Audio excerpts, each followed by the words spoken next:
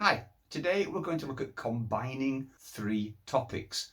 Those are percentages, fractions, and decimals.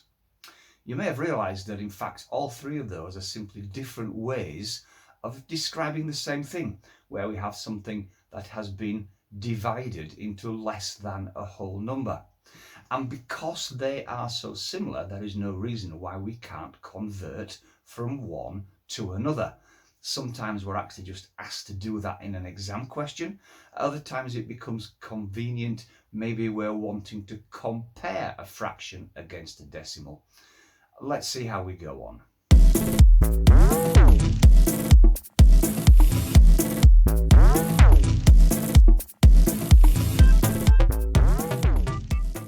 Before I start to take a look at the methods that we're going to need, there are one or two skills that I think you need to make sure you are familiar with before you try these conversions.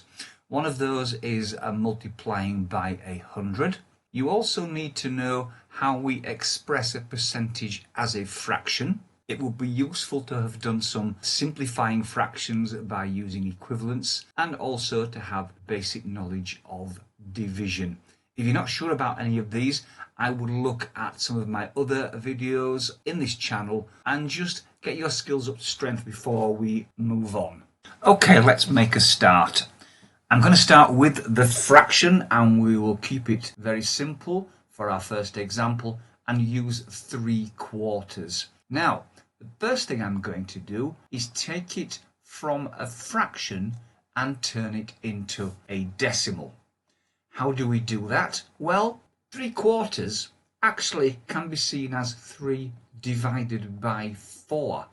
And that is what we do. 3 divided by 4. The top divided by the bottom. And if we do that, we end up with 0.75. That is your decimal, stage 1. From there, I'm going to go to our third partner, which is the percentage, and the method of turning a decimal into a percentage is even more straightforward. We simply multiply it by 100.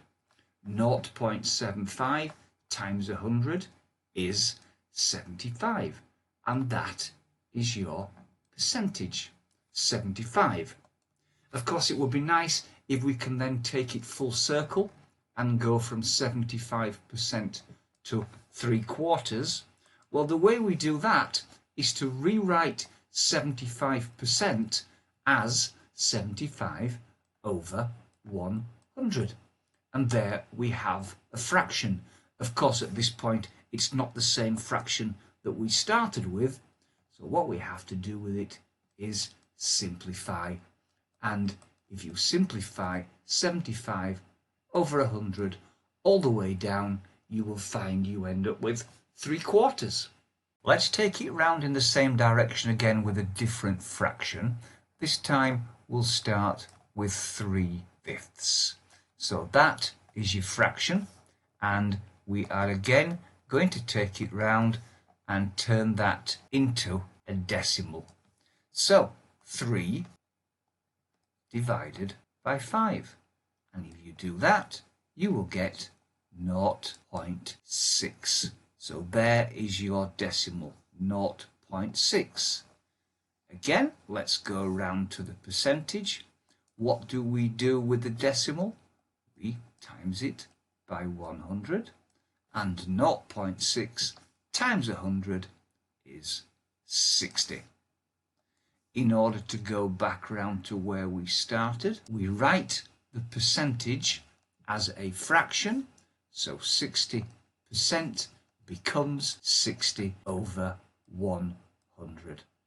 And if we simplify that down, let's do this one in fact, divide them both by 10, that becomes 6 over 10, divide them both by 2, and we end up with 3/5, which is where we started.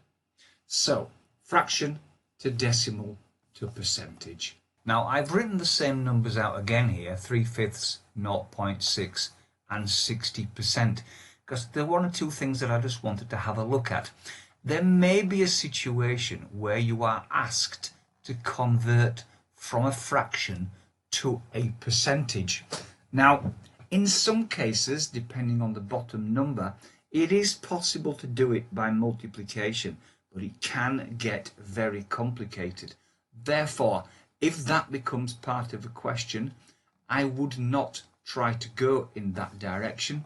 I would do exactly the same as we did on the previous page. Divide the top by the bottom, turn it into 0.6, and then times by 100 and turn it into a percentage that way. You can, if you wish, go from 60% down to 0.6, because that's just a reverse. You would divide that by 100. Now 0.6 back to 3/5, again, can be a little bit more difficult. I would tend to turn it into a percentage and simplify. So clockwise, from fraction to decimal to percentage, is the more straightforward way of doing it, even if you have to take 2 of the steps to get where you want. So that's how we convert from one to another. As I mentioned right at the beginning, this can be particularly useful if you are faced with a question where you are asked to compare the size of a decimal to a fraction or a percentage. And my next video is going to help us do exactly that. Thank you.